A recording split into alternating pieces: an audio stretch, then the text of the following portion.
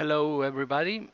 Before we start with today's lecture, you may have noticed that we have a lot of problems with the virtual campus and also with the email.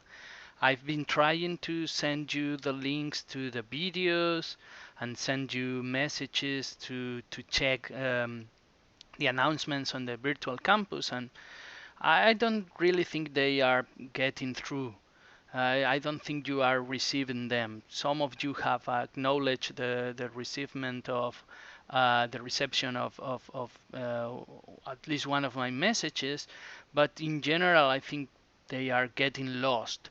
I have contacted the support here at the university, and they told me that there are many problems with the virtual campus and with the email. So please try to check the virtual campus at least when we are supposed to have lectures on Mondays, Wednesdays, and Fridays, because my intention is to have a video with the lecture ready the day before or as soon as possible, in order for you to be able to watch the video as if you were in the um, classroom lecture. Okay, so at 11 or 12 on Mondays and at 11 on Wednesday. It's not always possible to send you the message. You know that I link to the videos on the forum, on the news and announcements forum, and I also have made public the videos on my YouTube channel. I have also prepared a playlist where I will be adding all the lectures. So please check the virtual campus in order to be able to watch the lectures, because it's not clear that uh, the problems with the email and the messages of the virtual campus um, will be solved soon. Okay, so please try to log into the virtual campus and check for the videos. Also, I'm thinking about doing a online tutoring session once that we finish this unit next week, and for that maybe we can use Microsoft Teams. I've been trying to see what we can do with that tool. Um, the main problem is that if we connect a lot of people with Microsoft Teams, then it's very difficult to communicate, and there are problems there are lags with the video and the audio. But I think that maybe if we try to connect um, in small groups, or only that people that have questions about the lectures or about the unit, then maybe we can work something out. Okay, so I will let you know.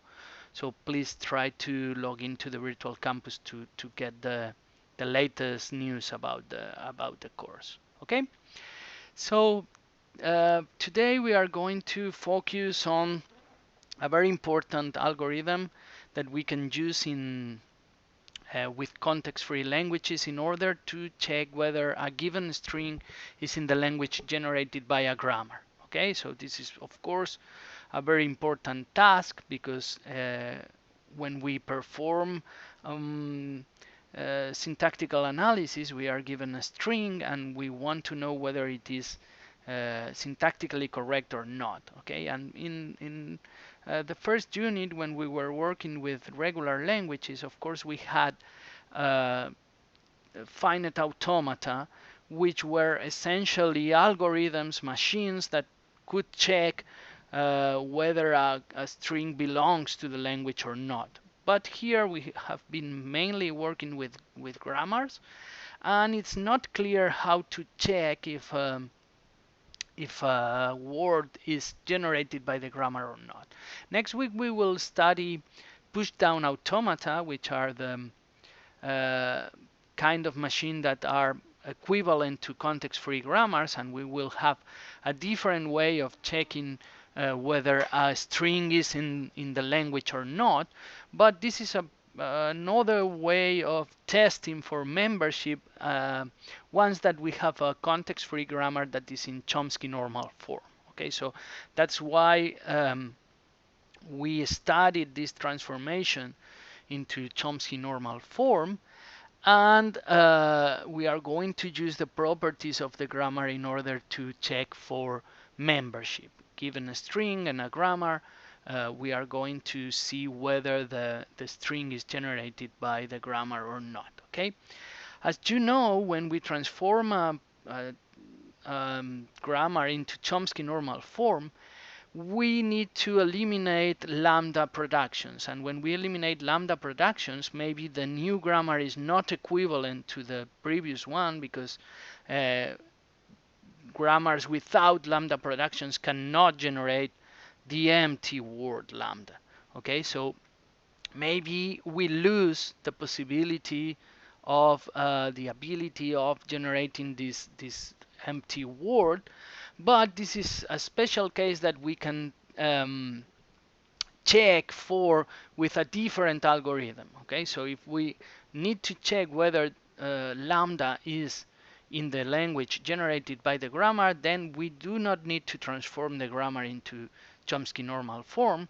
What we do is to find the nullable symbols, and if the start symbol, if the axiom of the grammar is nullable, then we know that lambda is generated by the axiom, and then it is in the language of the grammar. Okay, so this is a special case that we can solve with a different algorithm. So we can suppose that the string that we want to check is not the empty word. Okay, so and then we can work with transformation into Chomsky normal form without any problem, because the only word that we can lose in this transformation is the empty word. Okay, so we are going to use this Chomsky normal form in order to study an algorithm that we call CYK, because it was discovered by three people: Koch, Younger, and Kasami. And if we take the initials of their names, then we get this CYK, which is the name of this algorithm. And in order to motivate why the algorithm works in the way it does, let me give you a simple example of what are the tasks that we need to do with a given word and a grammar in Chomsky normal form. Okay, so remember that in Chomsky normal form we only have productions which are either a variable produces a terminal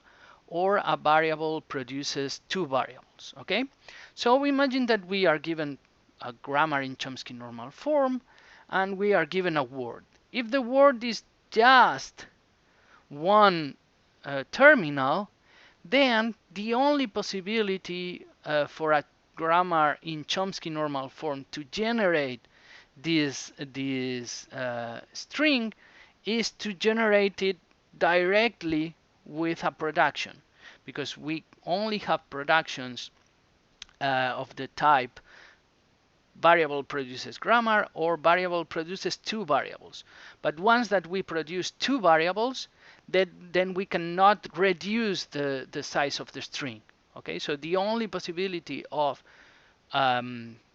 generating exactly one symbol is to generate it directly. Okay, so this case is very simple. If we are given a string whose length is exactly 1, then we only need to check whether that string is generated, that symbol is generated with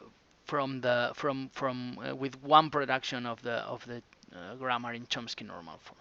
Now imagine that we have a different word which is of size 2. Of course, in Chomsky normal form, we cannot um, generate this word directly, because again, the only possibility is to generate directly strings of length 1. So what we need is another variable, or the same variable, generating two variables. Let me call them B and C, and then B generates A and C generates B. Okay, so we need to generate one of the symbols with a variable, the other symbol with a different variable, and then we need another variable that generates together the two variables that generate each of the symbols. Okay? Now imagine that we have a word of length 3, for instance ABC. Then again, we only have productions of the form variable produces terminal, variable produces two terminals.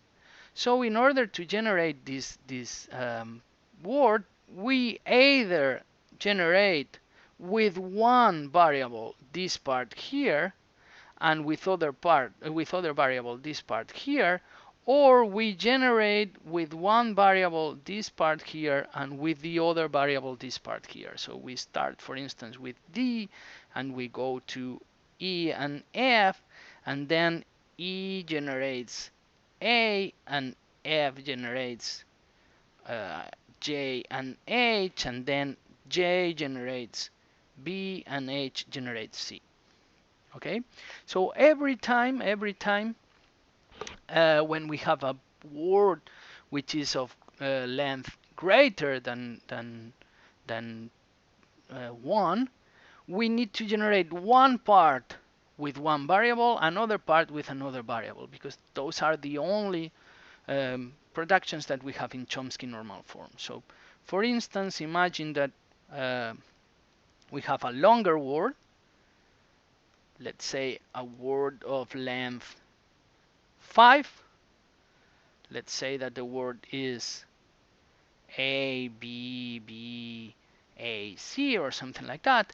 Then we can generate first this part and then this part, and then we need a production that together generates the variables that generate each of the parts, or we have a variable, or we generate first this part and then this part, and another production that generates the two variables together, or this part together with this part, or the last possibility, this part and then C with another variable.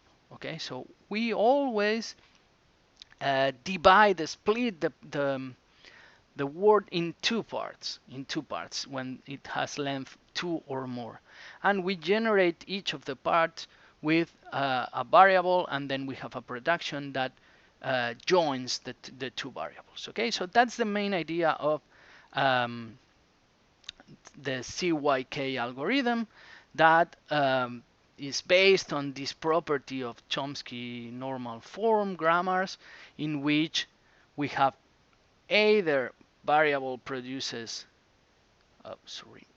variable produces terminal, or variable produces two variables. Okay, so let's go back and see how we can use these properties in order to develop an algorithm that will allow us to test whether a string is generated by the grammar. Okay, so what we are going to do is, when we are given a string W of length n, we are going to use a table which has n columns and n rows. Okay, and in the rows we are going to write the numbers from 1 to n. In this case, n is equal to 5. And in the columns we are going to write the different elements, the different symbols in the word. In this case, the string is formed by the symbol the, by the symbol boy, by the symbol killed, again by the symbol the, and then by the symbol dragon. Okay, these are in the set of terminals of the grammar. Okay, and then we consider all the different parts that we can have in the in the string. Okay, so we can have parts of length 1, which are each of the different symbols. Then we can have parts of length 2, the first two symbols, the second and third symbol here, the third and fourth symbol, and so on. We can have parts of length 3, parts of length 4, and parts of length 5.